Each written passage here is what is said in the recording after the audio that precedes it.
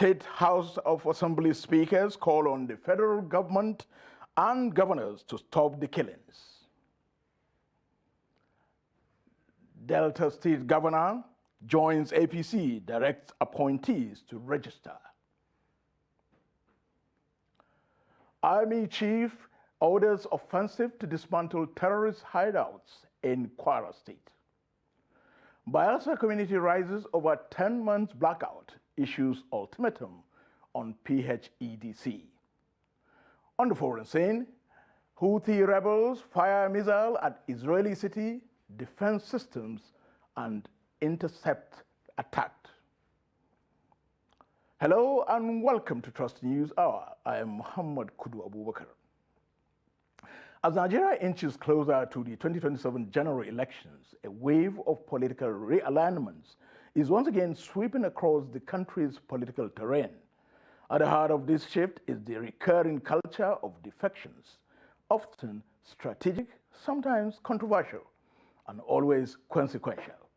The recent defection of the Delta State Governor to the ruling All Progressives Congress, APC, has sent ripples across the opposition People's Democratic Party, PDP, particularly in the South-South region, a traditional PDP stronghold. Abubakar Abdullahi Galadima has this report. Political analyst and executive director of the Grassroots Center for Right and Civic Orientation, Arms Free Ajanaku, says the pattern of cross-carpeting in Nigeria is not new, but warns that its growing frequency is reshaping the political map consistently at the expense of governance. Absolutely, absolutely. I think if a political party of the stature of PDP loses a governor, of course, that would definitely weaken their strategic base, their electoral base, because we all know how influential governors are in a political party. But the larger question is the morality of the decision and what is in it for the people, whether this is a decision that comes out of real organic consultation with the people of Delta State, who actually gave the mandate to the governor under the platform of PDP. Nigeria's political scene is shifting as key players forge new alliances ahead of 2027. With party loyalty fading, defections and power plays are reshaping traditional stronghold and signaling major realignment that could redefine the national political landscape. It is apparent that there has been a lot of pressure, a lot of political pressure from the federal might. And so you hear already very loud campaignings around the 2027 preparations, even when governance is neglected, even when insecurity is becoming something that is ravaging Nigeria by the day. So I think this the major factor is politics, and politics in which we see a lot of exertion of pressure. Delta State's Commissioner for Information, Charles Aniagu, confirmed the defection and described it as a major political blow, one that could alter the state's power dynamics in favor of the APC. It is said that when the taste of the palm wine changes, the drinking pattern also changes. And the leaders of the party, in the course of the consultation, were unanimous in their view that the political temperature have changed. The taste of the palm wine in this instance have also changed, and there was the need for us to adjust the drinking pattern. And in adjusting that drinking pattern, we needed to take a decision that would further help to cement the development in our states, to build the bond of love that have existed in our states, to further advance the cause of security and the welfare of our people, and to a very large extent, ensure that development in Delta, because even politics is local, is not truncated. And in taking that decision, we came to the inevitable conclusion that moving out of the PDP is very, very necessary. As defections continue to gain momentum, analysts warn that unless rooted in ideological conviction and public interest, the trend risks reducing politics to a game of power grabs far removed from the demand of service delivery and democratic accountability. Abubakar Abdullahi Galadima, Trust TV News, Abuja. Meanwhile, Senator Sen Kawu Sumaila, representing Kano South Senatorial District, has officially announced his departure from the New Nigeria People's Party, NNPP, citing the well-being of his constituents as the primary reason for his decision.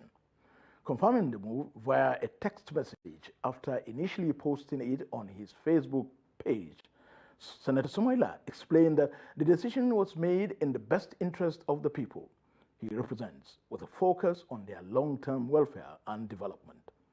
Although he is yet to reveal his new political platform, the defection signals a significant shift in Kano's political dynamics, where party allegiance is often a decisive factor in electoral success. Daily Trust had earlier reported that Senator Sumaila had severed ties with the Konkosia movement and the NNPP-led Senator Rabiu Musa Konkoso, and symbolized by the book logo. His exit follows a recent internal rift that saw him, along with Kabiru Alhassan Rurum and Ali Madaikin Guinea, suspended by the Kano State NNPP chairman Hashim Suleiman Dungurawa, a suspension the trial has rejected. Joining us in the studio is Rufus Ayenigba, National Publicity Secretary of the Social Democratic Party, SDP. Mr. Rufus Ayenigba, welcome to the Trust TV studios. Thank you, my brother, for having me. What's your reaction to the wave of defections sweeping the country right now? Well, it is not new.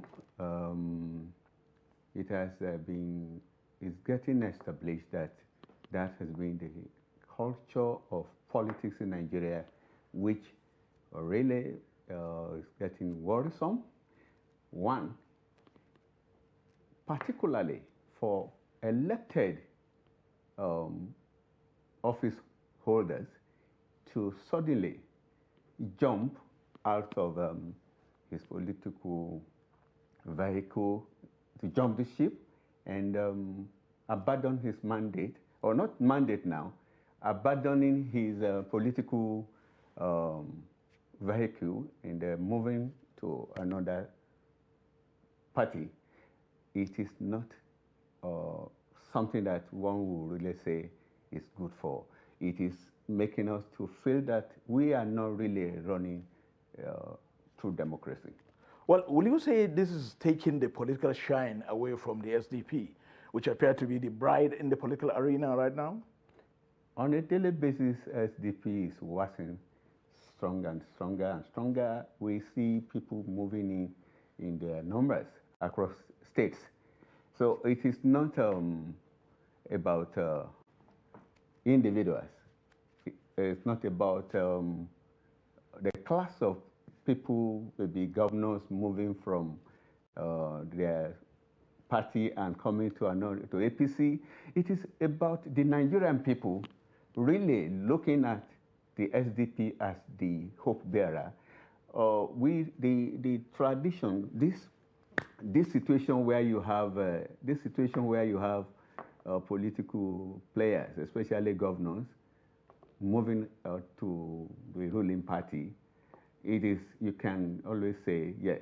It is for either three reasons: one, for running for cover to secure their mandate, maybe for second term, or for running for water, maybe to run away from being haunted. Well, you see, Mr. Ayenigba, it can be argued that the governors are the people who hold, or rather, who have the aggregate of the people behind them. So if a particular governor is moving to a particular party, it is presupposed that, and we can naturally, conclude that the entire people behind him will go with him. It doesn't. In this case, they are not going to SDP. It does not necessarily follow. In 2023, we saw sitting governors lost election. Sitting governors who wanted to go to Senate and all of that, they lost elections. It is having the people to follow you is essentially a function of what you have done for them. If you have done well, if you have delivered, if you are not having issues with your trust, you will stay with your people and where the mandate you're giving. And really, it is not a function of, it's not about moving and running away from. There must be something pursuing them. It is not about the people. Mr. Rufus Ayanigba, National Publicity Secretary of the SDP, thank you so much for your time and for your insights to the wave of defections going on now between and among political parties. Thank you for having me.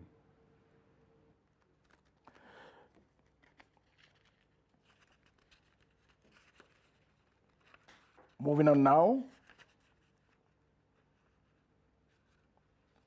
Well, the crisis rocking the Zamfara State House of Assembly appears to have deepened as 10 members who were suspended last year over their alleged attempt to remove the Speaker, Bilyaminu Ismail Moriki, have held a parallel sitting. The 10 state lawmakers had described their suspension as illegal, misleading, and unfounded, wondering how an impeached Speaker can preside over 6 members when 18 out of the 24 members of the State House of Assembly were suspended for over 10 months. The lawmakers had, during the purported removal of the Speaker, Bilyaminu Moriki, elected Bashar Aliyu Gumi as their Speaker early last year, alleging that Moriki was removed because of his high-handedness and misconduct, among other issues. The factional Speaker, Bashar Aliyu Gumi, representing Gumi 1 state constituency, after their sitting and deliberations that lasted for about 2 hours, issued a 1-month ultimatum to Governor Dauda Lawal to tackle armed banditry, kidnappings, and other heinous crimes happening in Zamfara State. They accused Governor Dauda Lawal of spending huge sums of money on trivial matters, while poverty and insecurity have taken over the whole 14 local government areas of the state, and alleged that the state government refused to pay sympathy visits to victims of either bandits' attack or families of those who lost their lives once through banditry.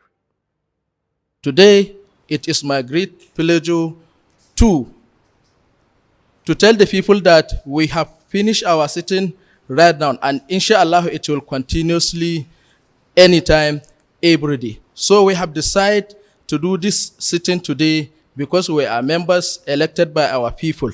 So the former Speaker of the State House of Assembly, Bilyaminu Ismail Moriki, he suspended us, illegal suspension, without any reason, without telling us that we are suspended.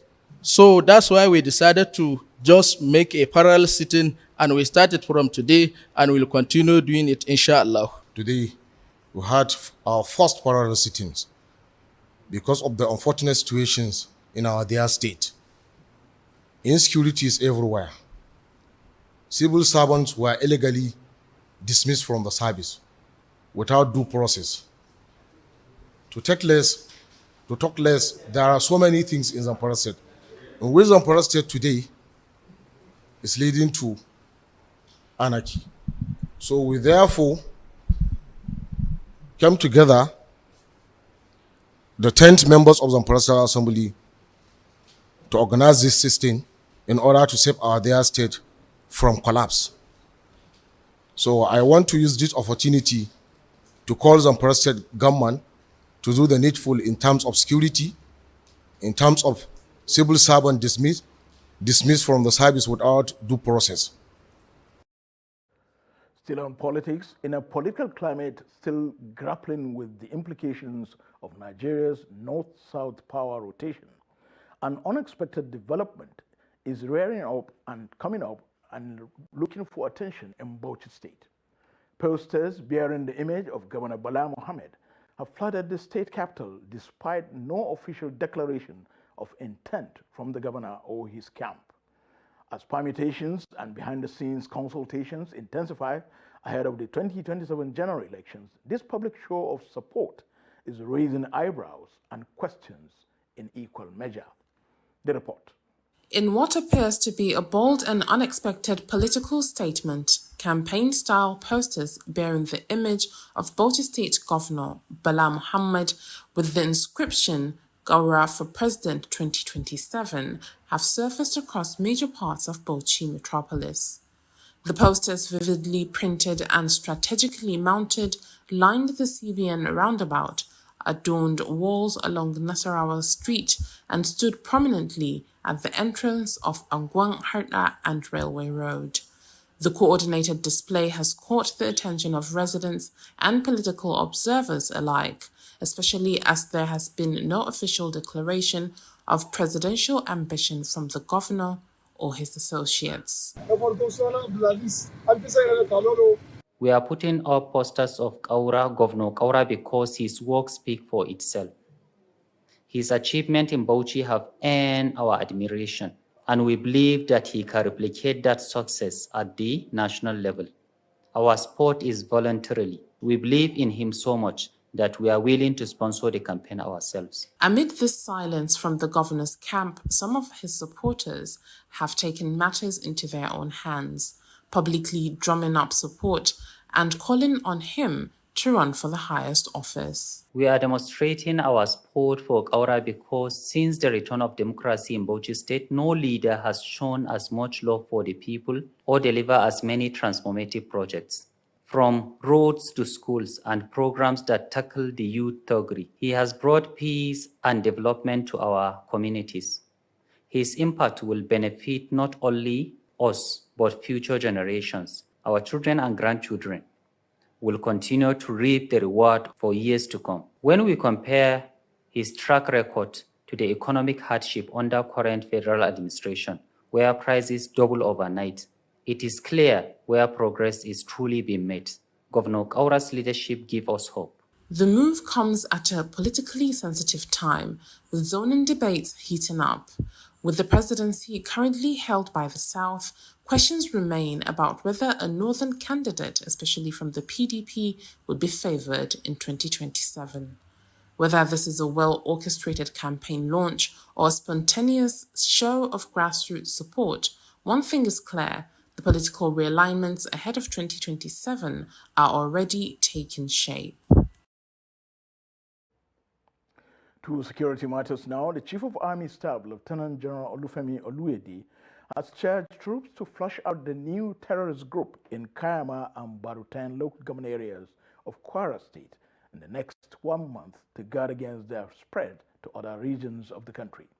The Army boss, while issuing the charge, said the country cannot afford or allow bandits to spread their tentacles beyond their operational areas in order to guarantee the safety of lives and property. The report. As part of efforts to nip in the bud the spread of the activities of the new terror group named Mahmuda beyond the two local governments in Kwara State, where the group currently operates, the Chief of Army Staff Lieutenant is in Kwara State to motivate the troops, who also move to local government areas. They are out for a very important assignment, which I wouldn't want to talk more about here, to charge them to do their job to the best of their ability and ensure that they bring sanity to where we're sending them to. And well, you are very correct that we have had some attacks in those areas like Kaima, Barutin, Edu, and Co. We are destined to challenges. And I can tell you in the next 1 month, things will be different. What is happening in Kwara cannot be threatening the sanity in Nigeria generally, right? It's just an isolated case, and we'll deal with it directly. While addressing the troops, the Chief of Army Staff charged them to flush out the bandits in the two local governments, adding that he will want the job done in the next 1 month. Having another set of Boko Haram in any part of the country, he added, will not be allowed, as necessary support will be given to them. The operation, he said, should be once and for all, and urge the troops to go with full force and force them out as soon as possible. And I know you can do it to make sure those people leave that place. For us, if they want to enter another country, that's their business. But you must push them out of those forests so that we will not have another set of Boko Haram disturbing us here. So do you promise me that? Yes, do you promise me that? Yes, okay, I'll give them a few gun trucks. And any support they require, we'll make sure we give them, including the air, to support you in operation. So that in the next 1 month, and listen to me, the earlier you solve this problem and go back to your families, the better for you. Now, it's a note of warning, because this was how we started in the Northeast, and we are still going to the Northeast every day till today.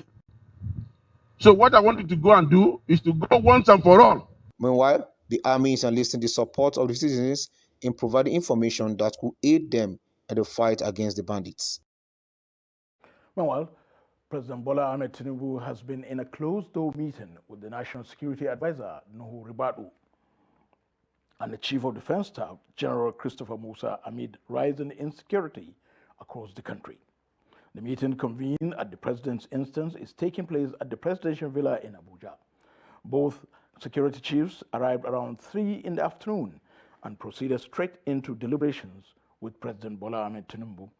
This marks the President's first security briefing since his return from a 2-week trip to France and the United Kingdom, an absence that drew criticism from opposition leaders over the government's handling of escalating violence. Although it is unclear if other service chiefs are present, the meeting comes on the heels of renewed attacks in Plateau and Benue states, where over 100 people have been killed in the past 3 weeks by unidentified gunmen. The closed-door session is expected to focus on new strategies to address the worsening security crisis. Yes, it was graciously Mr. President gave us a chance to come and brief him, and it lasted very long. We gave him an update of what has been the case and what is going on, and even when he was out there and before coming back, he was constantly in touch. He was giving directives. He was following developments, and we, in charge of the security, got the opportunity today to come and brief him properly for hours, and it was very, very detailed, and it was exhaustive. It was complete and A to Z what has been the case and what's been happening today. And we listened and we took instructions from him. We got new directives. The fact is, Mr. President is insisting and working so hard to ensure that we have peace, security, and stability in our country. We gave him what is going on, and we also assured him that work is ongoing and continuous. We also carried out his instructions. We went around. The chiefs were all out where we had these sparks and incidents of insecurity. Plateau State, Benue State, even Borno, these particular 3 states.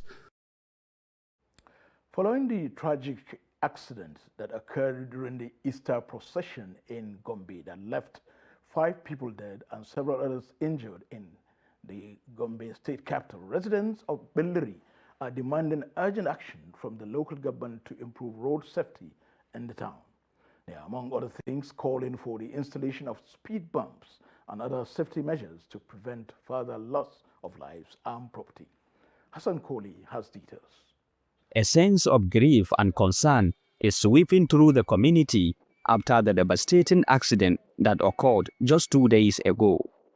Residents are now calling for immediate action, with the primary request being the installation of speed bumps in key areas of the town, particularly along the route where the procession was held. We are heartbroken by what happened and commend the state government for its effort. Since the truck drivers usually overspeed here, we recommended that the government should install speed bumps to prevent such tragedy from happening again.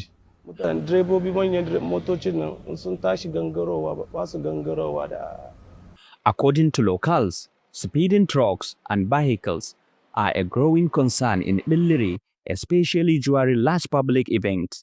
Many believe that had speed bumps been installed along the procession route, the truck will have slowed down, potentially preventing this tragic loss of life.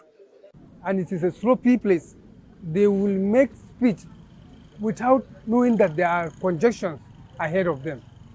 Like this Tension Gona is congested, but they will go very fast without thinking that there are people standing around. Another thing that we want to suggest that they should make bumps, and the bumps they will make, it will be concrete bumps, well constructed, not because the trailers are loading heavy loads like cows, bags of beans, bags of grains. So within a short time, if it's not concrete, it will go down. So we are asking for the government to help so that they will make concrete bombs. The call for speed bumps is part of a broader push for better road safety in Pilliri, which includes requests for more traffic signs, pedestrian walkways, and stricter enforcement of speed limits. Residents are also pushing for regular patrols to ensure drivers obey traffic laws. The state government has expressed sympathy with the victims and their families, but officials say they are still assessing the situation. During his condolence visit to Pilliri on Wednesday, the state governor assured the necessary measures to prevent further occurrences.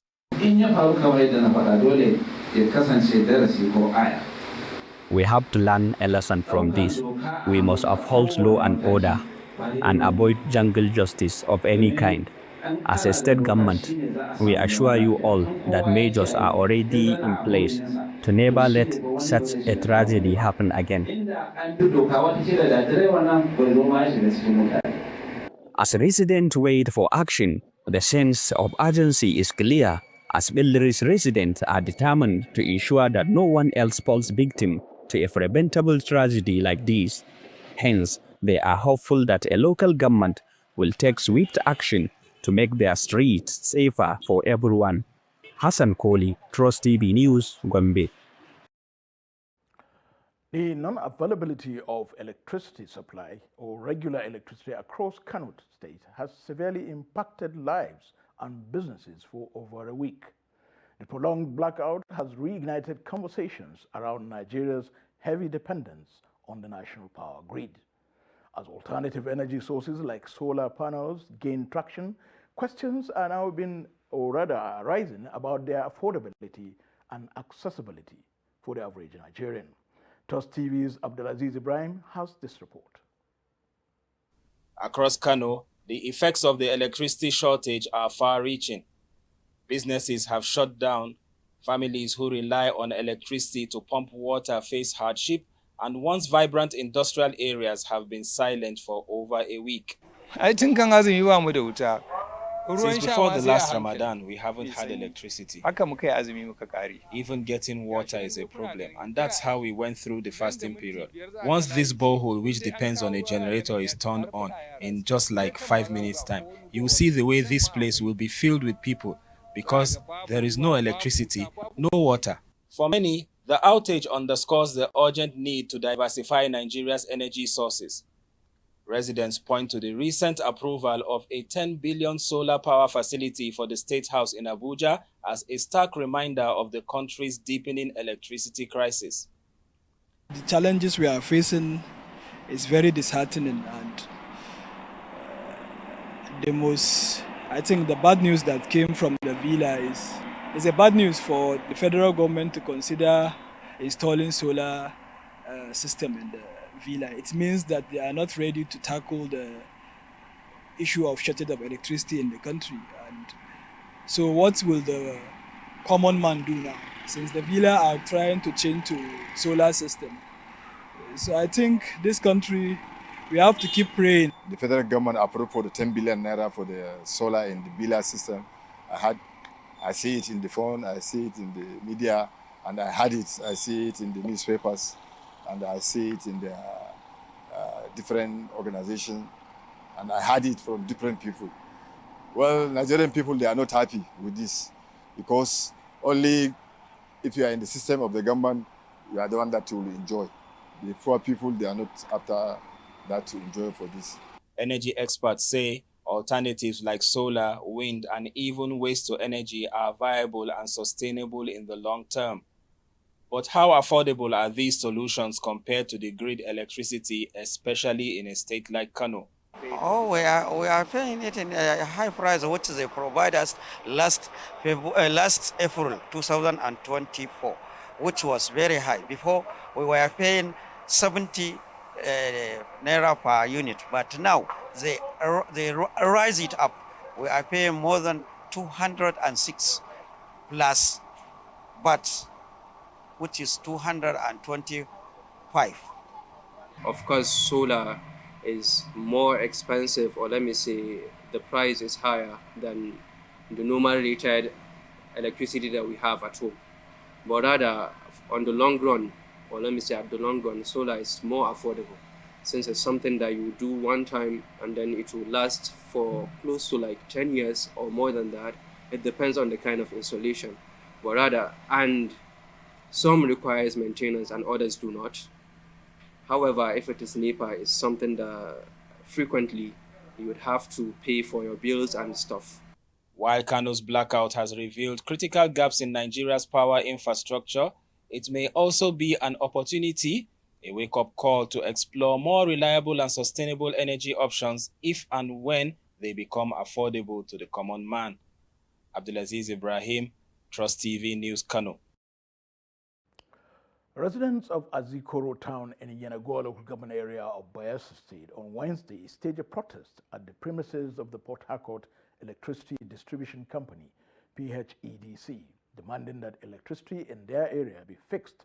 According to the protesters, the area has been in total darkness for 10 months before the recent vandalism of power infrastructure that resulted to a blackout in the area. Trust TV's correspondent Friday Ibimoboe Peter has details. During the peaceful protest, representatives of the town gave the management of Port Harcourt Electricity Distribution Company, PHEDC, a one-week ultimatum to restore power supply. According to them, a federal lawmaker in the constituency has provided all necessary cables for them. For the past 1 year, and Azikoro community has been in total darkness, and we are no longer comfortable with the situation of things. Long before now, we have had series of discussions with NEPA officials, and they have told us on several occasions that they will come and work on our light. They will go to the state government to come and do our light.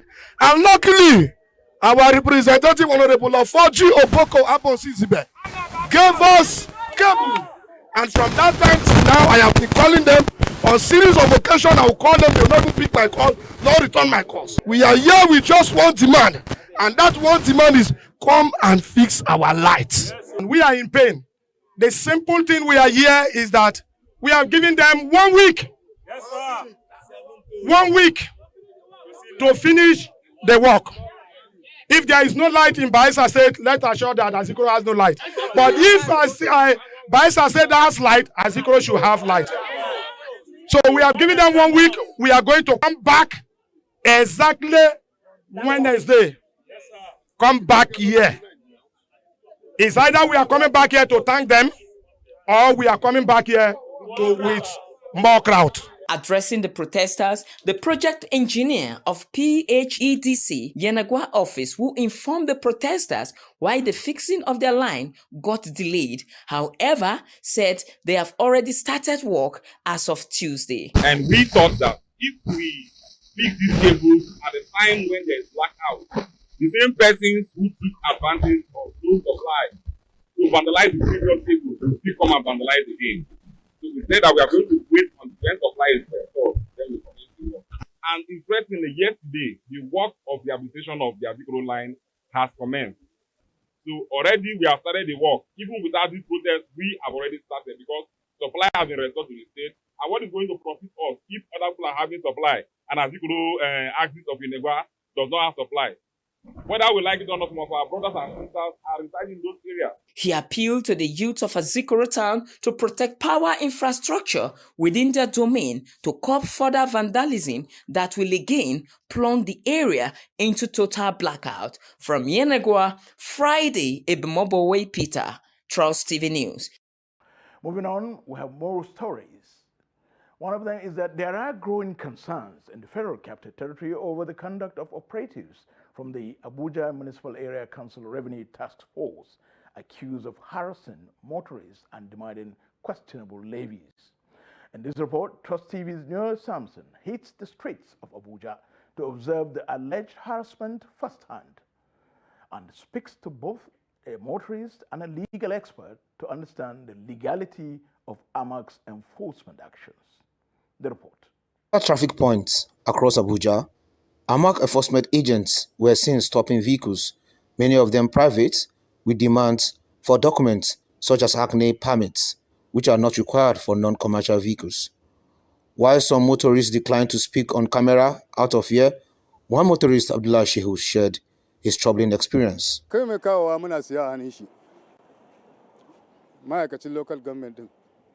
We pay 50,000 naira for the documents. One time, I went to Kabusa and got stopped.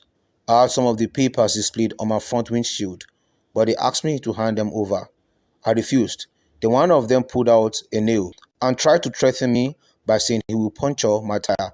I told him that if he did, I would deal with him. I didn't give him the document because once you do, he will hide one and claim we don't have it. That's their tactic. They take one paper out while checking and then accuse you of not having it.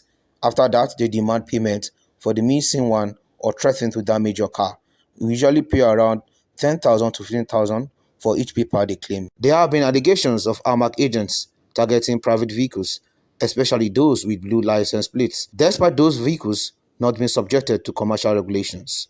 To shed light on the legality of AMAC's action, legal practitioner Ibrahim Usman Wali, who has also encountered similar enforcement tactics, weighed in on the matter. So, but with regards to private vehicles, AMAC does not have any right whatsoever to stop any private vehicle for any document whatsoever.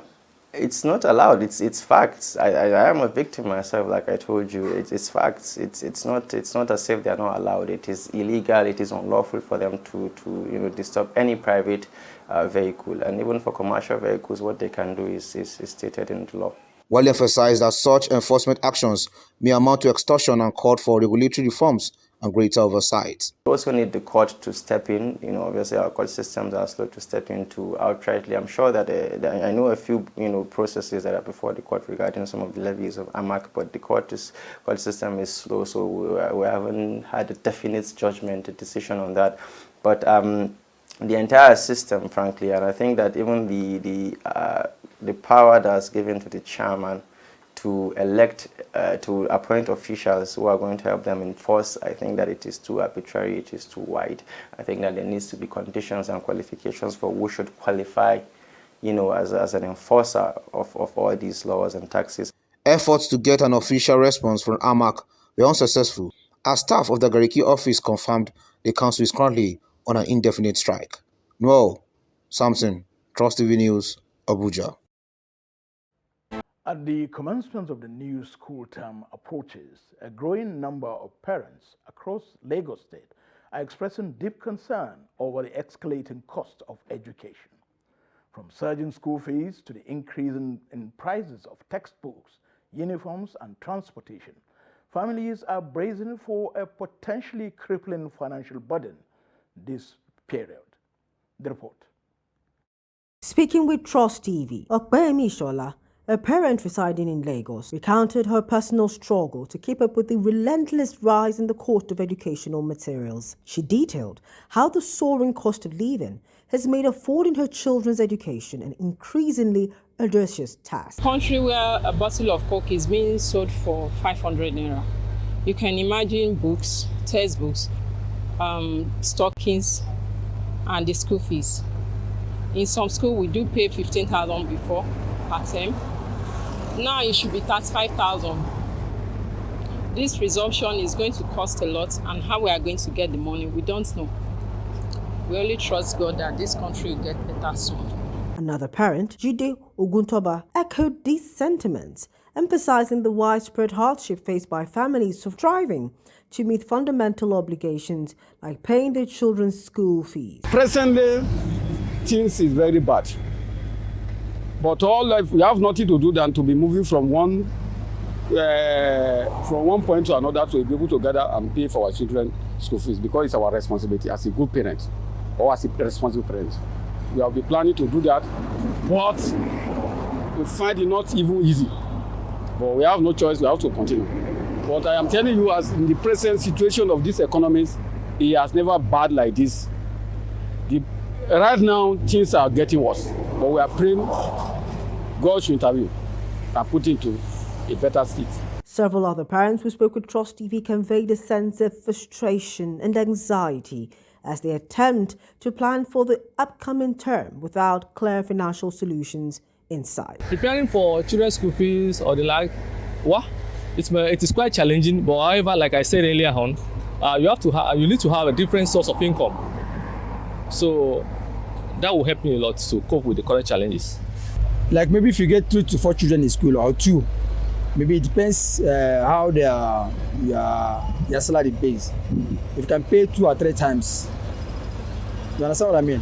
For the private schools, but for government schools, I beg Nigerian government, please, there is a way to handle the country, mostly in this economical way. If we go to other countries, all these European countries, I know that Nigeria is very buoyant. Look, we are 5th or 6th oil largest producing country, oil. In fact, they are living fine, no matter how they look at the money for pay for school fees. Then, if I need anything for school fees, like a bag, book, something, so sometimes they come out for my salary. Sometimes they affect for food for house. As school bells across Lagos prepare to ring once again, families are hoping for more than just the start of a new academic session. They're yearning for relief, financial stability, and tangible support. While their resilience in the face of economic hardship is evident, their urgent need for intervention is equally clear. Police Kayode Igbetokun has ordered the withdrawal of mobile police officers from VIPs. In a statement on Tuesday, the spokesman of the Nigeria Police Force, Muiwa Adejobi, said the move is part of the reorganization of the Police Mobile Force, PMF. He expressed concern over the diversion of PMF personnel to non-core roles, including escorts and guard duties for private individuals and VIPs, a trend which has undermined the unit's effectiveness. According to Adejobi, to address this, the IGP has announced a series of measures, including the immediate withdrawal of the personnel from unauthorized deployments, regular quarterly training focused on ethics and professionalism, and mandatory standby of fully equipped, combat-ready units across all squadrons for rapid tactical support. According to the IGP, all PMF commanders will be held accountable for the conduct of their personnel. Inspector General of Police Igbetokun, however, urged them to lead proactively through regular trainings, inspections, and mentorship aimed at upholding discipline, respect for human rights, and operational excellence. A group of lawyers from an NGO known as Guardians of Democracy and Rule of Law on Wednesday marched to the Attorney General of the Federation's office to submit a petition seeking Mele Kyari's investigation, arrest, and prosecution. The petition, dated April 23, 2025, co-signed by the group's convener Emmanuel Agada and National Secretary Jonathan Uchendu, alleged that Mele Kyari's leadership of the NNPCL was riddled with allegations of corruption enabled by his opaque management style. The lawyers noted that Nigerians are disenchanted that President Bola Tinubu only stopped at removing Mele Kyari from the job after Nigerians took to the streets to demand his sack and did not proceed to take immediate calculated steps to investigate him. The lawyers pointed out that the alleged fraud in the rehabilitation and restreaming of government-owned refineries, where funds spent reportedly do not align with the results. They highlighted discrepancies such as the Mele Kyari-led administration's claim that $400 million was invested by Matrix Energy Limited in the Port Harcourt refinery, despite a $1.5 billion Federal Executive Council approval for the same project. Further allegations include the NNPCL's owing Matrix Energy over $2 billion, a debt purportedly serviced through daily crude oil allocations of 80,000 barrels. Responding, the Attorney General of the Federation and Minister of Justice, Lateef Fagbemi, SAN, assured that the former group chief executive officer of the NNPCL, Mele Kyari, will be investigated as demanded. He was represented by the Deputy Director of the Federal Ministry of Justice, Winifred Adekule. Rubber slides have surged in popularity in Nigeria in recent years, evolving into a significant fashion trend. It was once hard to imagine that this previously overlooked rubber footwear will make such a stylish comeback, with many Nigerians sporting them at different occasions. Trust TV's Antonia Ebohon now reports.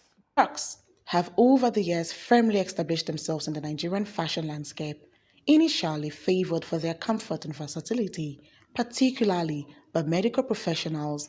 They are now embraced by people of all ages for diverse occasions, ranging from casual outings to semi-formal events, demonstrating their surprising blend of comfort and style. The increased demand for chunky rubber slides and the growing interest in sustainable fashion may have fueled this Crocs revival, with many drawn to them due to their durability and potential long-term use, which aligns with them with the eco-conscious fashion choices. However, some Crocs sellers shared their perspective on the current market, noting a slowdown in sales and appealing to the government to address the high cost of fuel, citing as a major factor contributing to the overall increase in the price of goods. They also pointed out the existence of different types of Crocs, including imported and local produce, urban-made versions. Well, the business is not moving because the economics have shut down everything. You understand? We are not selling. We are dying of hunger. In short, we are dying of hunger now. Nobody's buying anything like before. So I don't know whether you people can help us to talk to the government so that they should, at least what we need is just to reduce the price of fuel, maybe for things to normalize. Because well, definitely I would say most of the crops they buy, they are foreign because they are trying, but most of the crops that are strong, they are foreign. The difference is the quality. And men looking at it, you know that this one is inferior, this one is the original one. Yeah, people like that clothes, not the normal slide. You understand? This one. So that they cover their leg well during the rainy season. You understand? Normal slide. Some FCT residents highlighted the varied reasons for the popularity of Crocs, with financial constraints being a significant factor. They explained that many individuals opt for Crocs as a more budget-friendly alternative to conventional shoes, which have become increasingly expensive. The hardship, I would say, because many people cannot afford the other shoes, which is the foreign shoes and the Aba shoes. Maybe they prefer Crocs because it's cheaper than other shoes. That's why they prefer to use it as fashion, because even at normally they're supposed to wear it when there's rainy season. But because they have no option, they cannot afford the other shoes. That's why they have to buy the Crocs. So I like to wear this one and it's very simple to me to wear. It's not heavy, just very light. So when I wear it, I walk faster. I do everything free. I have many clothes that match with the shoe. So I used to wear it sometimes. Like yesterday, the one that I wear is not this one, but it's the same type of this one. Having taken years to overcome its utilitarian image, the rubber Crocs has now firmly positioned itself as a noteworthy fashion item in the Nigerian fashion scene. Antonia Ebohon, Trust TV News. The Debt Management Office, DMO, says it will reopen 2 federal government bonds for auctioning valued at 350 billion naira for subscription at 1,000 naira per unit. The FGN savings bond offers are targeted at retail investors with guaranteed quarterly interest payments and repayment of the principal at maturity. In a statement on Wednesday, the DMO office said the offers will be auctioned on April the 28th and have their settlement date by April 30th. The DMO said it is authorized to receive applications for bonds in 2 tranches, with the first being 200 billion naira for a 5-year savings bond due to mature in April 2029 at 19.3% per annum. According to the agency, the second tranche is 150 billion naira for a 9-year savings bond due to mature in May 2033 at an interest rate of 19.89% per annum. DMO said the transactions would be at 1,000 naira per unit, subject to a minimum subscription of 50,000 or rather 50 billion naira and in multiples of 1,000 naira thereafter. The National Pensions Commission, PENCOM, has disclosed that it successfully recovered a total of 1.58 billion naira from defaulting employers through intensified compliance and enforcement mechanisms. This was made known by the Director General of PENCOM, Omolola Olorara, on Wednesday in Kano during the first-run 2025 Consultative Forum for States and Federal Capital Territory, FCT. According to Olorara, remittances by states have continued to improve, reflecting a growing commitment to the CPS among subnational governments. She also revealed that as at February 2025, total pension assets under management had surpassed 23 trillion naira, highlighting the increasing confidence in the Nigerian pension system. The forum brought together key stakeholders to evaluate progress and discuss strategic actions for broader adoption of the Contributory Pension Scheme, CPS, across the country. News from abroad. The European Union on Wednesday handed out its first major fines under the new Digital Markets Act, DMA, slamming Apple with a €500 million penalty and Meta €200 million penalty. The fines come amid rising trade tensions, especially with the United States of America and President Donald Trump reportedly considering retaliatory tariffs on countries that penalize American companies.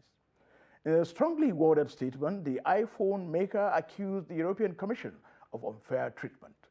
The tech giant argued that the EU is unfairly targeting successful American companies while letting European and Chinese firms operate under a different set of rules. The EU competition watchdog said Apple must remove technical and commercial restrictions that prevent the app developers from steering users to cheaper deals outside the App Store. It said Meta's pay-or-consent model introduced in November 2023 breached the DMA's rules. Israel's military on Wednesday said they are likely to have intercepted a missile launched from Yemen, with the Iran-backed Houthi rebels saying they had launched the attack and claiming it had been successful. Shortly after 4 a.m. local time, the Israeli army announced that the missile triggered air raid sirens in Haifa and other communities in northern Israel. Houthi military spokesman Yahya Sari said the group had carried out the attack on a vital Zionist enemy target in the occupied area of Haifa. Since the war in Gaza broke out in October 2023, the Houthis have repeatedly fired missiles and drones at Israel in what they say is a show of solidarity with the Palestinians. The rebels have also targeted ships that are accused of having ties to Israel as the freighters travel on the Red Sea, a vital waterway for global trade.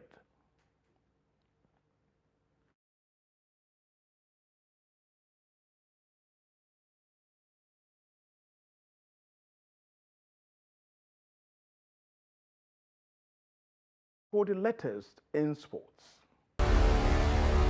Nigerian weightlifters will begin quest for medals at 2025 African Senior Weightlifting Championship in Mocha, Mauritius. Didier Molola, 2024 World Weightlifting Championship contender in Bahrain, will begin the 14 racer for Nigeria in the 55 kg women's category, while 2024 Olympian and African champion Lawal Folashade will compete in the 59 kg. Tuesday, Emmanuel will feature in 67 kg as Umofia Edidion in 73 kg. Umofia, a dominant force in African and the Commonwealth, is expected to defend the gold medal he won last time. Meanwhile, Nigerian weightlifters have received moral and financial boost with the presence of the Director General of the National Sports Commission, Bukola Olakpade, on ground to support the team. Olakpade, while addressing the team on Wednesday, said 4 weightlifters have been shortlisted into the Category A of the Elite Program of the Elite Athletes and Podium Board of the Commission for annual training grant. A total of 50 athletes from 17 nations across Africa, including the host Mauritius, are taking part in 2025 ASWC. And in football, in a bold move to safeguard the integrity of Nigerian football, the Nigerian Football Federation has issued warnings to referees across all tiers of domestic football, emphasizing zero tolerance for match manipulation and unethical practices. With the Nigerian Premier Football League, Nigerian National League, and Nigerian Women Football League at critical stages, and the Nationwide League One kicking off, the NFF has expressed deep concern over potential external influence aimed at swaying refereeing decisions. NFF President and the General Secretary have instituted a monitoring committee with members deployed to all match centers. The committee is expected to report any deviations from the laws of the game or actions that may tarnish the image of Nigerian football. NFF urged referees appointed for matches to uphold the principles of equity, fairness and justice, while officials found guilty of misconduct could face a minimum of 10-year ban from football and potential prosecution for match-fixing related offences. That's Sport News. I'm Adeni Ajisafe. And that concludes News Hour on Trust TV for this Wednesday. Do not forget to follow us across all our media platforms and join our YouTube live stream for more news. Thank you for watching. I am Muhammad Kuda Abubakar. Good night.